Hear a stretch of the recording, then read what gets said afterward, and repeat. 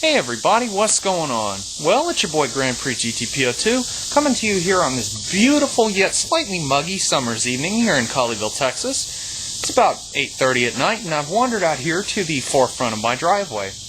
Now usually in this type of setting it regards personal vehicle updates and so on, but in this case it's a pretty special occasion. For a long time now I've been bumming rides off of my mom and sister or taking their vehicles to work in order to get to my job and back. Well, as of July 12th, 2011, at around 2 o'clock p.m. up at Grapevine Ford, Lincoln, where I actually work, I officially purchased myself a new vehicle. And I'm going to save you all the guessing game of trying to guess what it is. Most of my Facebook friends already know, but for those of you who don't know, let's take a look at my new car now. So here is what I bought. A pristine 1998 Ford Mustang V6 Coupe. Just $2,200 in cash secured this car. It's all freshly detailed as of yesterday. It was originally pretty dirty. And we're going to go through the car in pretty much the same way that I do all my other reviews, of course by starting the engine first and talking about some of the performance details of the Mustang, and of course giving you a well-rounded tour of the exterior as well as the interior. And so, knowing these V6 Mustangs and how everybody kind of puts them down, the first question people are going to ask is, how does it run? Well, let's go ahead and answer that question right now. Let's go ahead and fire it up. See how she runs. The exterior color is known as Rio Red Tinted Clear Coat. It is all original paint, never been wrecked. This was a one-owner vehicle, owned it brand new since 1998, and I do have the original purchase paperwork for it. It does have a couple of little niggles. Most of them are electronic, but nothing really that will affect the performance of the vehicle. The first thing is when you open the door, the dinger goes off and you can't turn it off. That's not a real big deal to me. It's a tan and beige cloth interior with black plastic on the dash. Seats and everything are in immaculate condition.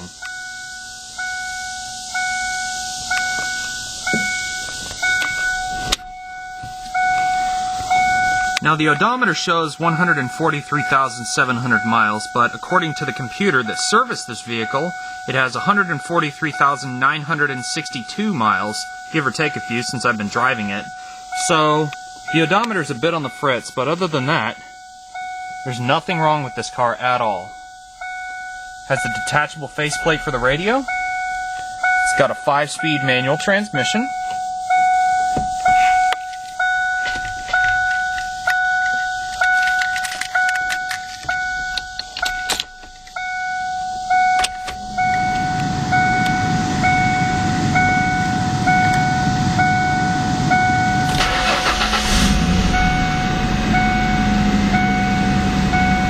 Beautiful engine. The power steering system was freshly serviced, so very nice and tight.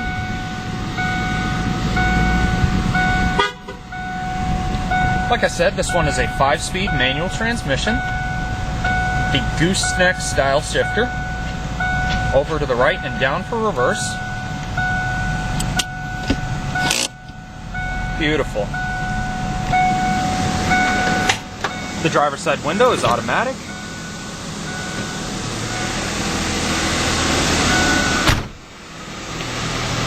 Now the hood can be a bit tedious to open if you don't know exactly how to do it. The hood latch you have to push over and pull up at the same time. As I shall demonstrate, if I can... Come on. There we go. And there you have it. 3.8-liter fuel-injected V6. All original engine, freshly been serviced, new spark plugs, new belts and everything.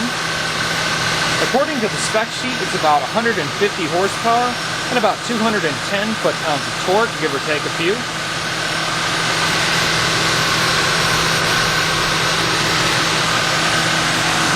It's really in this amazing shape.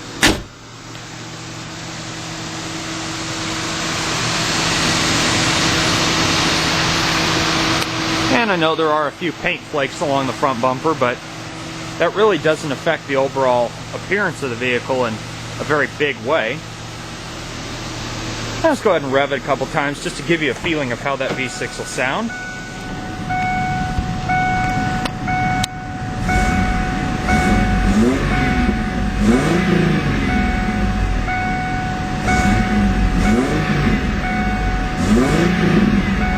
Got a nice little pop to it. Not bad for a 14-year-old car. Let's go ahead and turn on the lights and the hazard lights. Now let's show you around the exterior of my Mustang.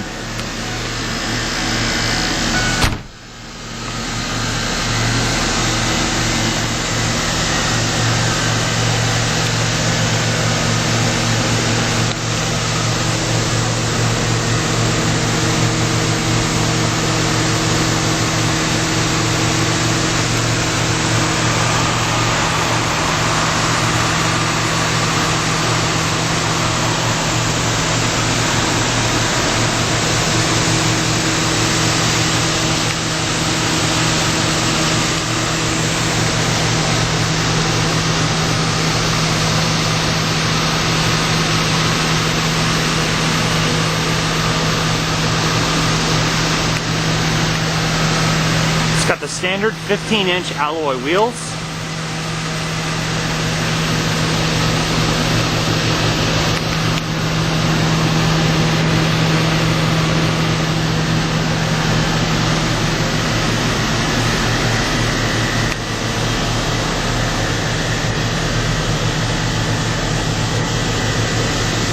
Like I said, it was really well taken care of before I bought it.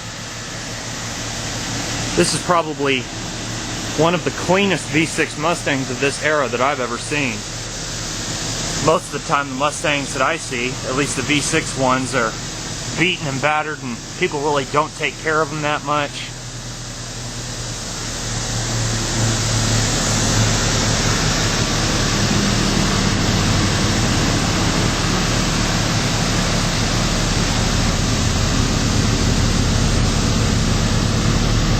Believe it or not, this is actually one of my favorite styles of Mustangs. My overall favorite is, of course, the Fox Body GT, which was 1989 to 1993, but this one does come a close second. I'd really like to thank my boss in this video, giving him a shout out, because he was the one that told me about this car in the back. The back meaning the back of the dealership where we keep all the trade-in vehicles.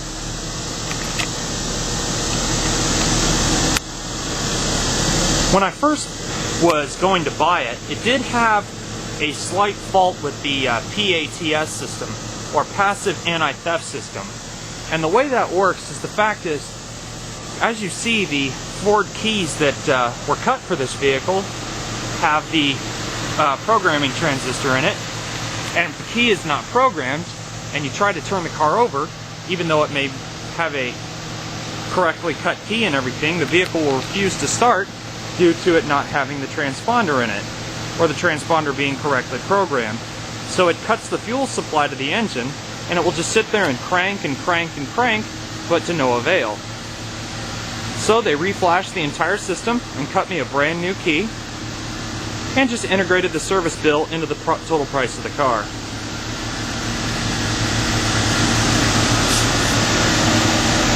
It's an absolutely beautiful car. Probably one of the nicest I've ever owned. And now that we've seen the exterior, let's go ahead and move on to the interior.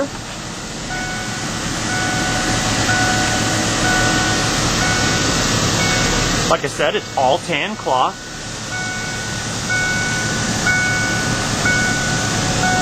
This is a base level Mustang.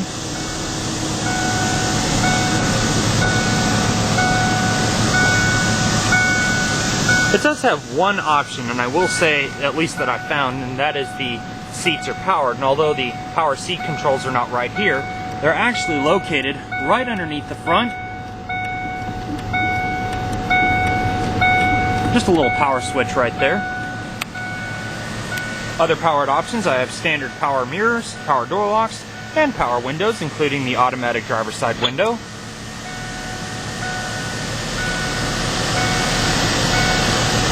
Let's go ahead and climb on inside into the nice air-conditioned cabin.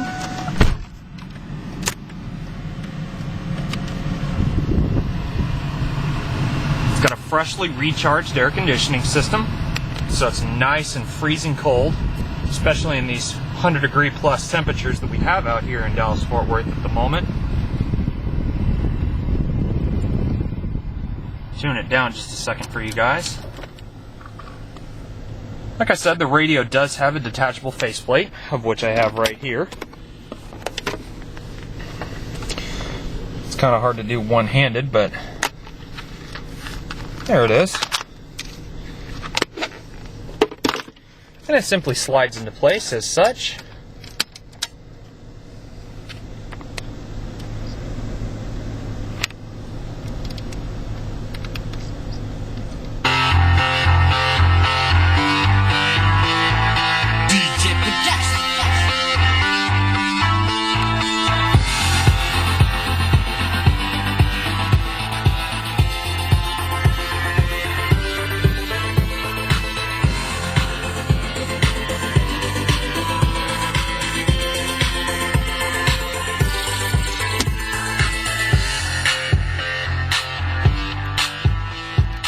And to actually turn the power off, you just hit the P button here.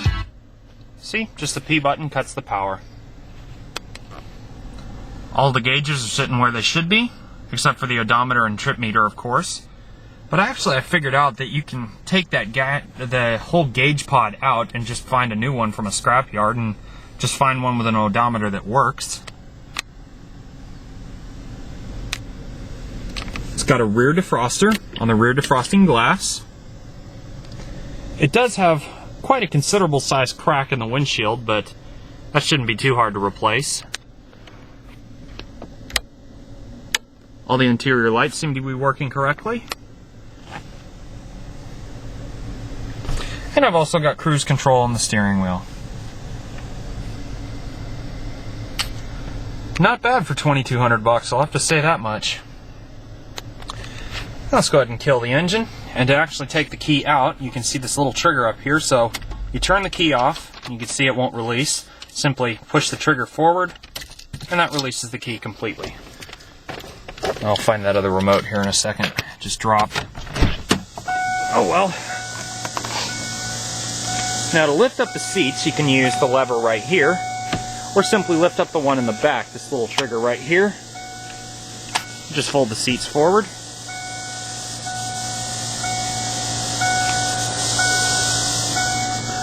Kind of climb back here to show you that there is not much space back here, but as you can see, the upright chairs aren't necessarily the most spacious of seats.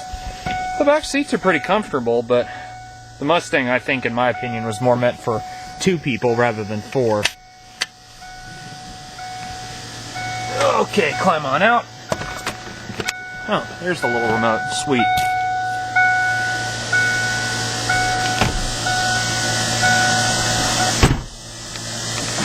Sometimes the doors don't shut all the way.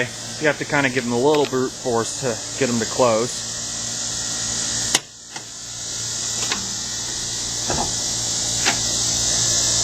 Got my sun visor in the back. I'll be putting that in the car shortly, even though it stays in the garage 9 times out of 10. It's got a spare donut underneath. As you can see, just wish the carpet would sit right.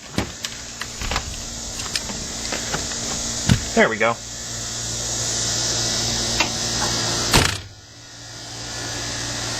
I would also like to add that there will be a test drive of this car coming soon.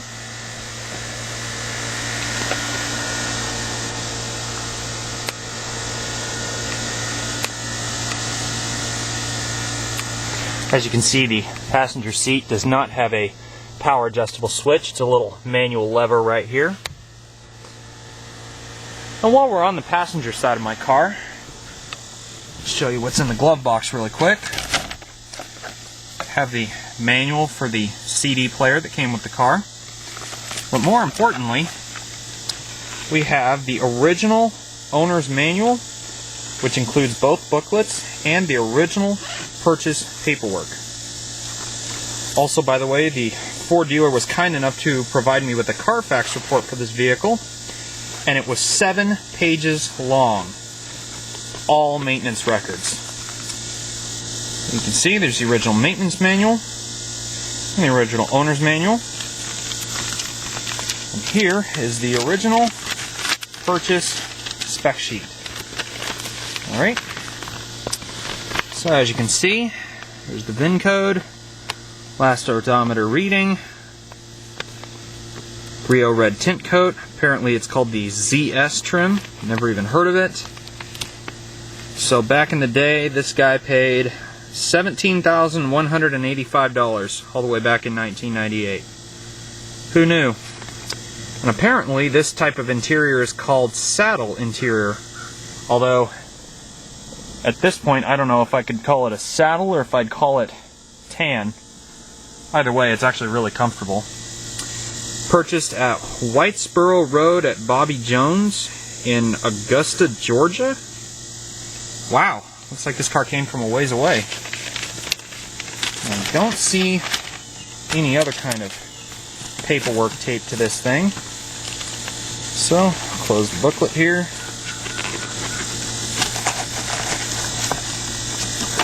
Put everything back as it was.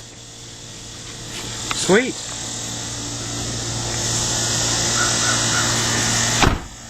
So everybody, this concludes the tour of my new 1998 Ford Mustang V6 Coupe. Like I said, there will be many more videos coming on it, including a full test drive on both highway and city roads. Until then, viewers, this is Grand Prix GTPO2 signing out, and I hope you've enjoyed the video.